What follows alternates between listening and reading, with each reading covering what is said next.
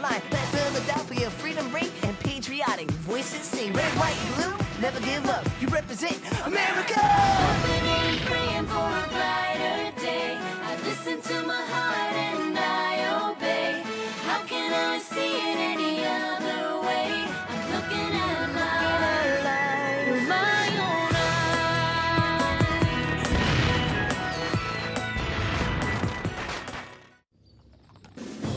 July 1775.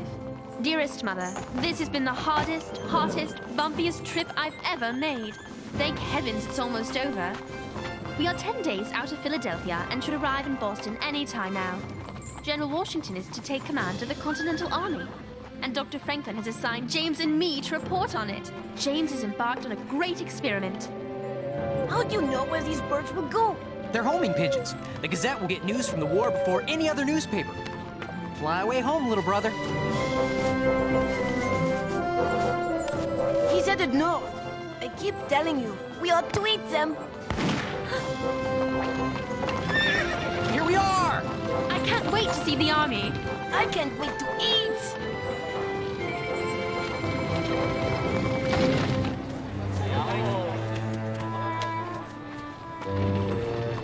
This is an army?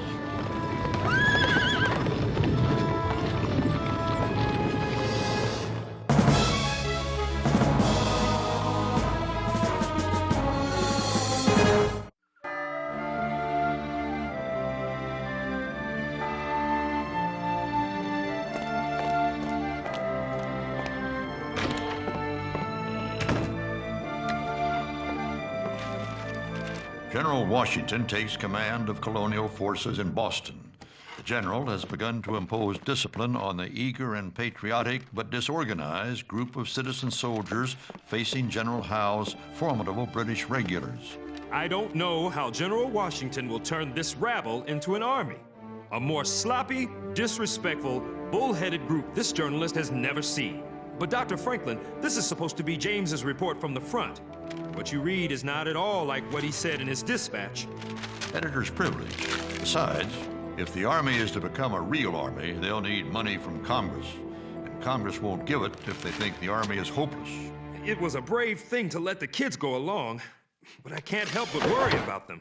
They'll be fine, Moses. James has the makings of a fine reporter. And Sarah? Well, if either of those boys gets out of line, Sarah will put them straight soon enough. Have you spotted any of James's pigeons yet? I've seen plenty of pigeons, but none of them look like war correspondents. I told him that the distance might be too great. Just as well he uses the Army gallopers as a precaution.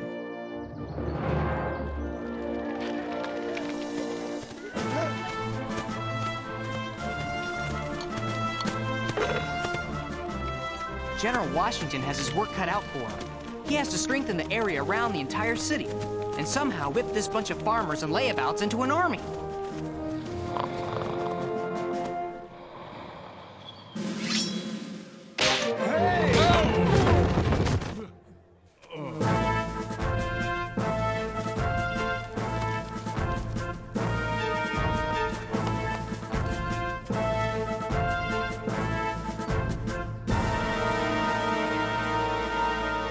Present Adams.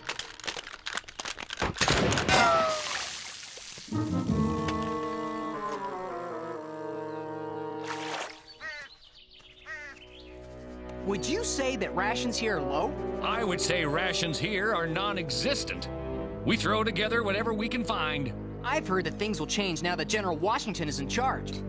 I've heard there's an island in the South where dogs can talk and wear hats. Do you really work for a newspaper? Yes, indeed. Dr. Benjamin Franklin's Pennsylvania Gazette. Pennsylvania? What business is this of theirs? Dr. Franklin says all the colonies have a common interest in this war. That's so. Well, I'm just interested in yours truly and his part of this war, which will be over and done with in 52 days. 52?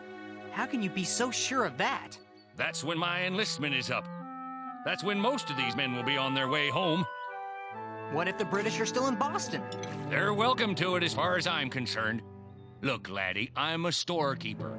Dry goods mostly, some fribbles for the ladies and such. I can't afford to let my business do for itself. And that there's Jeremiah Braddock. He's a farmer Who's going to bring in his hay and sweet corn if he's stuck down here parading around for Mr. Washington? What are these children doing here? Take it easy, Stryker. They're doing no harm. This one says he writes for a newspaper. Really? And you, Sprout, what are you supposed to be? I'm not supposed to be anything. I am Henri Richard Maurice Toutois Lefebvre. Did you hear that, boys? This tadpole's got a whole laundry list for a name. Can't you read? Of course. Is there something you would like me to read for you? You little scamp.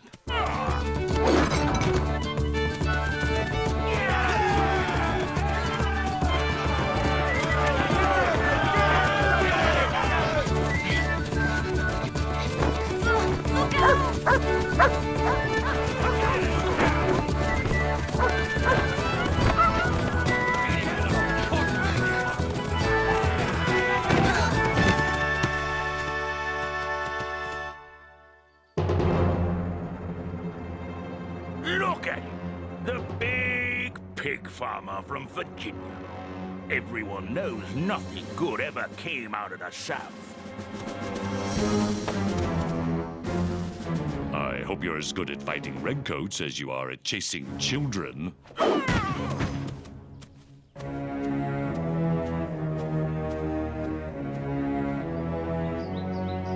Dearest Mother, James spends more and more time each day with General Washington's aides, trying to find out and report to Dr. Franklin the Army's plans. But only as long as the naval guns in the harbor remain silent. I'm afraid we still don't know if the pigeons are getting through.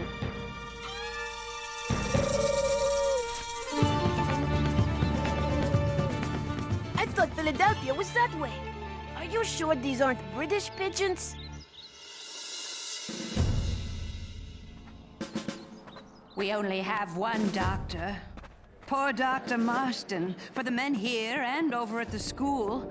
And you know, he's not well himself. Were these men wounded in the battle at Bunker Hill? Yes, but most are just sick. It's the fever that takes them mostly. We have no ice. I wonder what devotion to duty or country would make men go through something like this. We're fighting for our liberty, young lady. Simple as that.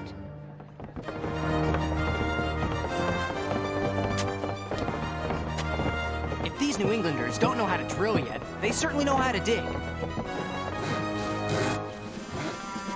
These hardy colonists know more about building than fighting.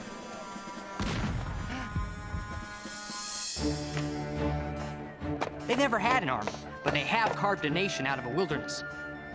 No one knows how long the British will wait before they attack. Or, indeed, why they are waiting at all. We can only be thankful for the time to ready this army.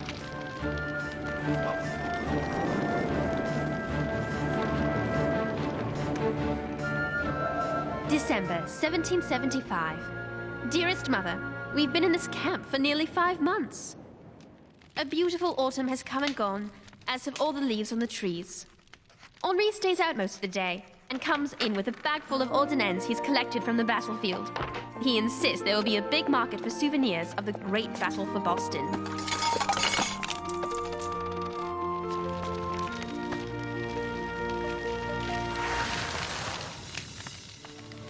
And now, as if he didn't have enough on his shoulders, General Washington has a new worry. The enlistment of half of the men here is up, and many of them are going home.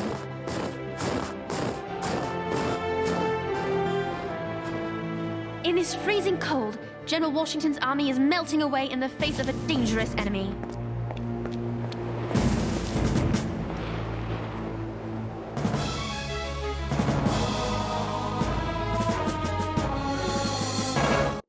Men of New Hampshire, you signed on with this army for 6 months' service.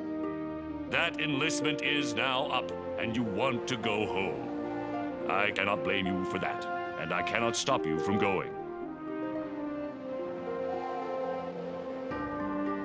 I'm here to appeal to you to stay. 6 months ago, you and your neighbors stood on that hill, Bunker Hill, and heroically fought off a superior force. The enemy is still behind his barricades, and he is not leaving until we make him do so. He is not going home, but neither are many of your friends and neighbors. They died in that fight on the hill, defending their honor, defending an idea. That idea is freedom. Before you go, I ask you to think about the men you knew and loved who will forever man their post on that hill.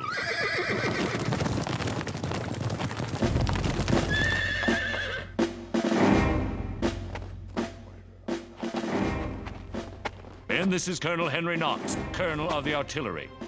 There are 56 British cannons waiting for us at Fort Ticonderoga, captured this past May. Knox needs men to move those guns here, to Boston, to bear on the enemy. We need artillery to drive the British from this city. Who will go?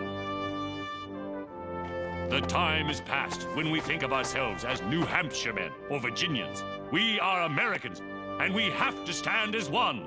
Are you with me? Aye! Yes, come here. Colonel Knox and the promise of his cannon seems to have convinced at least some of the men to stay. Now all they have to do is move them 500 miles over winter mountains. Somehow. Since I was there when the cannons were captured, I'm going back to see how he does it.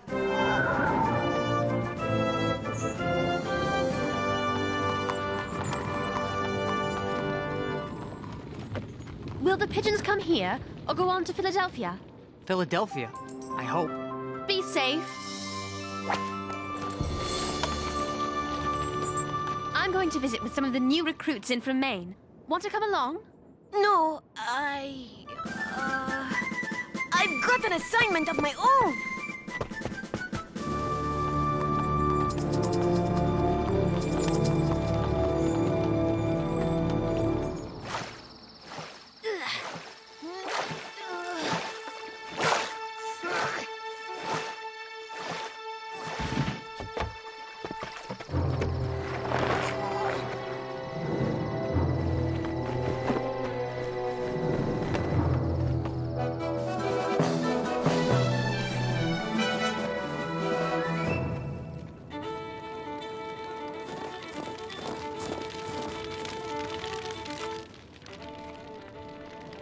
Promise me you'll introduce me to Dr. Franklin when I make it down to Philadelphia. That's a promise. I've read every edition of his Poor Richard's Almanac. Really?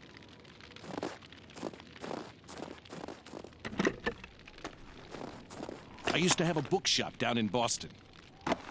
Ah, here it is. Poor Richard's Almanac. Never failed to find something useful in these pages. Listen to this. If you would not be forgotten as soon as you're dead and rotten, either write things worth the reading or do things worth the writing.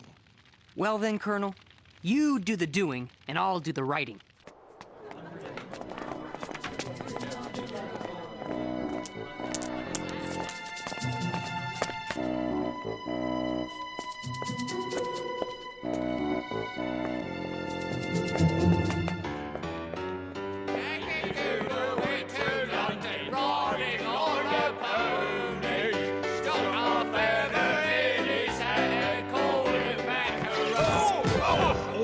All right, that's enough. This is dreadful. This show opens on Saturday night, and you people will never be ready. General Howe himself will be here, and he's issued a special invitation to General Washington himself to come and bring his own noose. Take it from Reggie's chorus. Reggie! From the top. And for heaven's sake, will you two decide on who's wearing the cowsuit? Yankee Doodle came to Boston, thought he'd beat the Tommies. Got a look at Gage's guns and ran right home to Mommy. Yankee Doodle went to war, Yankee Doodle dandy. Thought the Brits would run away, but he found us too handy. Hey, you! Get back here! Hey! There he is!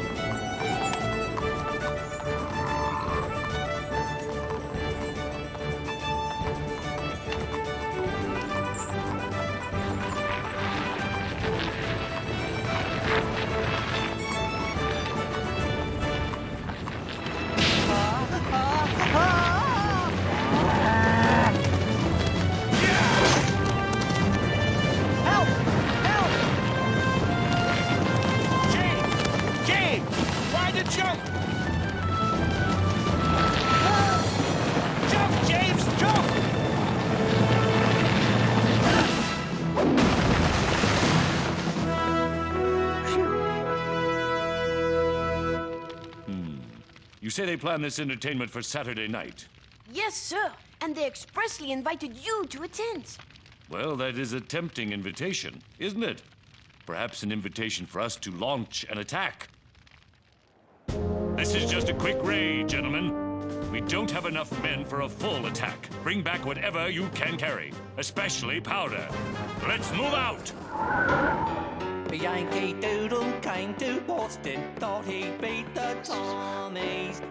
Sorry to interrupt the entertainment, but it seems General Washington has launched an attack on Bunker Hill. Come along, men! Bunker Hill!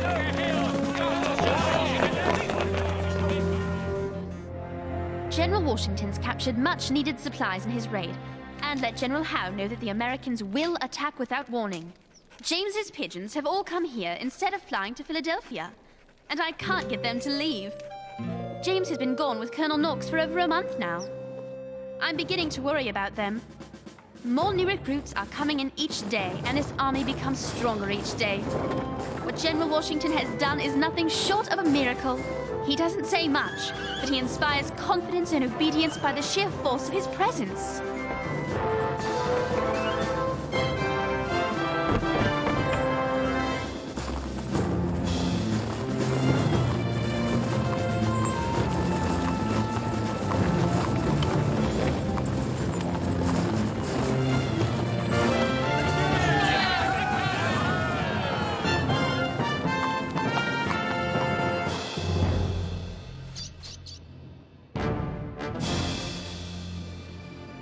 What is it? Those weren't there last night.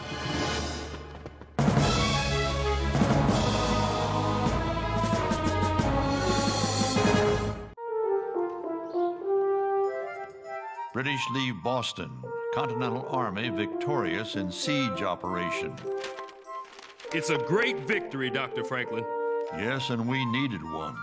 I imagine those redcoats are halfway home by now. I imagine they're halfway to New York. This war is far from over, but I suppose we should celebrate. At least Boston is free. Looks like one of James's pigeons. Here you go.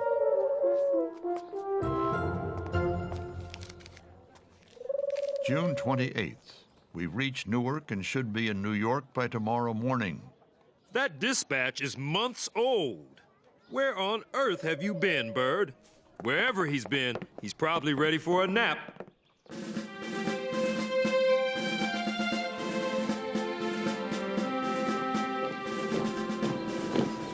Dr. Franklin says we should come back to Philadelphia as soon as possible.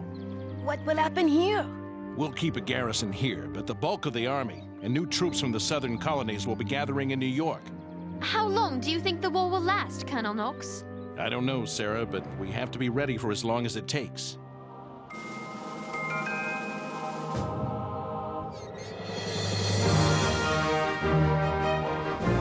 The new flag. And a new army. A worthy army. An army we can be proud of.